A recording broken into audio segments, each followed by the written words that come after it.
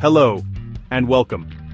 We are about to embark on a most remarkable journey, not across continents in search of elusive wildlife, but through the very fabric of human history and ingenuity.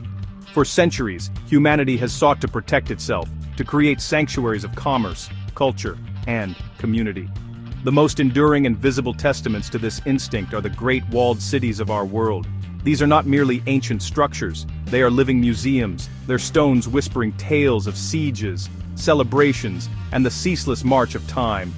Today we will explore 10 of the most breathtaking of these fortified settlements. Each one is a masterpiece of architecture and a bastion of history, a place where the past is not just remembered, but is felt in the very air you breathe. From the sun-drenched shores of the Adriatic to the ancient heart of imperial China, these walls have stood as silent witnesses to the rise and fall of empires, the birth of new ideas, and the daily lives of countless generations. So, I invite you now to join me. Let us cast aside the present for a moment and step through the grand gates of yesteryear. Imagine the clatter of horse-drawn carts on cobblestone streets, the call of the market trader, the watchful gaze of sentries on the battlements. This is a journey to the heart of civilization itself, enclosed within some of the most stunning walls ever built by human hands. Let us begin. Our journey begins here, in Dubrovnik, Croatia, a city of sublime beauty, seemingly rising from the turquoise waters of the Adriatic Sea. Its iconic medieval walls, a complex system of forts, bastions, and towers, have protected the city republic for centuries. Walking along these magnificent ramparts, which stretch for nearly 2 kilometers, one is afforded a panoramic spectacle. Below, a sea of terracotta roofs cascades down the hillside, punctuated by the gleaming white stone of ancient churches and palaces. The walls themselves, in some places up to 6 meters thick, are a marvel of defensive engineering, a testament to the city's historical wealth and its fierce determination to remain independent. The experience of traversing these battlements is truly immersive.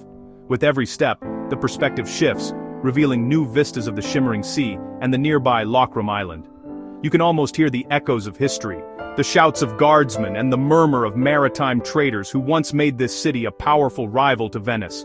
The contrast between the formidable, imposing stone of the fortifications and the delicate, breathtaking beauty of the city they enclose is what makes Dubrovnik so utterly captivating. It is a fortress, yes, but it is also a treasure chest, brimming with art, culture, and the enduring spirit of the Mediterranean. We now travel north to the Languedoc region of southern France, to a place that seems torn from the pages of a storybook, the Cité de Carcassonne. This is the archetypal medieval fortress, a vision of towers, turrets, and crenellations that has inspired dreams of knights and chivalry for generations.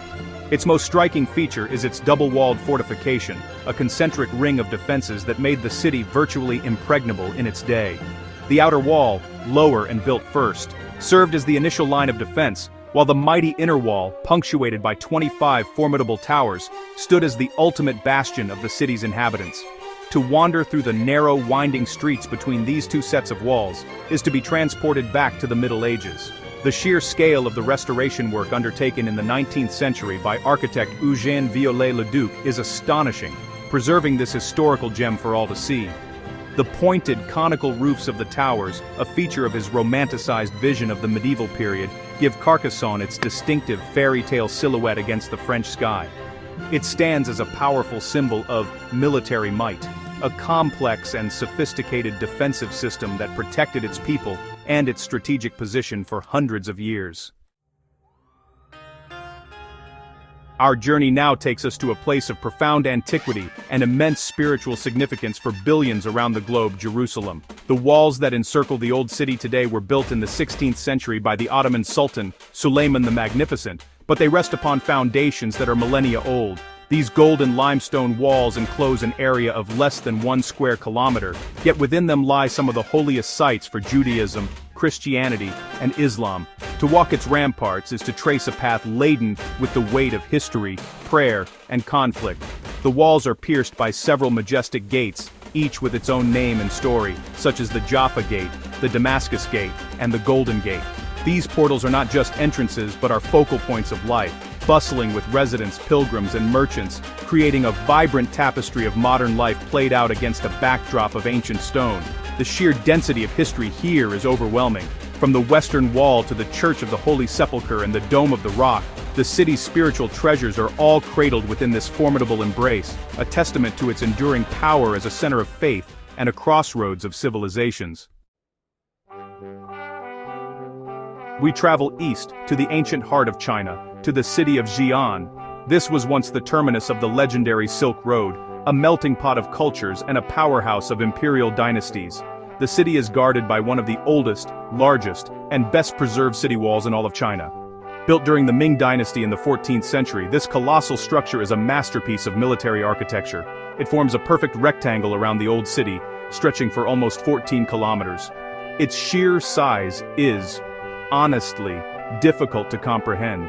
It is so wide at the top that one can comfortably cycle or walk its entire perimeter. This massive rampart is more than just a wall. It is a monumental fortification, complete with watchtowers, corner towers, gate towers, and a deep moat that once surrounded it. Every 120 meters, a watchtower juts out, placed at a distance precisely calculated to be within the arrow range from either side, ensuring no part of the wall was left undefended. Standing atop this vast structure, looking down at the modern city bustling on one side and the historic city on the other, you really get a palpable sense of Xi'an's imperial grandeur and its strategic importance as a guardian of the Chinese Empire. We return to Europe, to the high plains of central Spain, to witness a truly imposing sight, Avila. This city is defined by its magnificent and almost perfectly intact medieval walls. Constructed from a striking brown granite, the walls completely encircle the old town, a formidable barrier of stone that has stood for over 900 years. The statistics alone are staggering: a perimeter of over 2.5 kilometers, an average height of 12 meters, and punctuated by an incredible 88 semicircular towers and 9 grand gates. It is, honestly, one of the most complete and impressive examples of medieval fortification in existence. What makes Avila so remarkable is the uniformity and completeness of its defenses. The towers, built to an almost identical design, march relentlessly around the city, creating a powerful rhythm and an unforgettable skyline, especially when illuminated at night. This was a city built in a frontier zone during the Reconquista, a Christian bastion pushing back against Moorish rule, and its walls reflect that purpose. They are not ornate or decorative. They are brutally functional, a stark and powerful statement of strength and faith. To see them is to understand the mindset of the people who built them, a community determined to protect its faith and its very existence.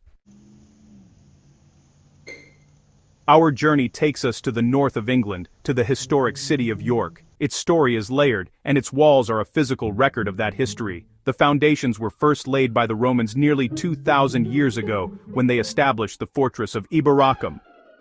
Over the centuries, these defenses were built upon by Saxons, Vikings, and Normans, with the majority of the stone walls we see today dating from the 12th to the 14th centuries.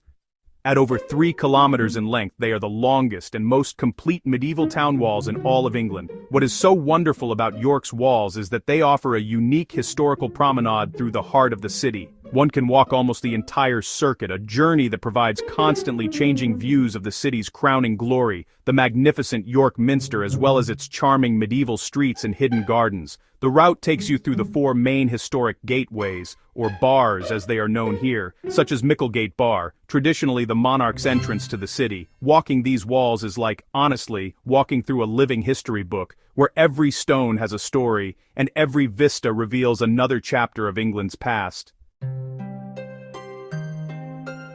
We now find ourselves on the Mediterranean island of Malta, approaching the ancient noble city of Mdina perched on a strategic hilltop. Its history stretches back over 4,000 years. Known as the Silent City, Mdina is a place of extraordinary peace and tranquility, especially after the day trippers have departed its thick, formidable bastions, built from a beautiful honey-colored limestone, glow warmly in the Mediterranean sun.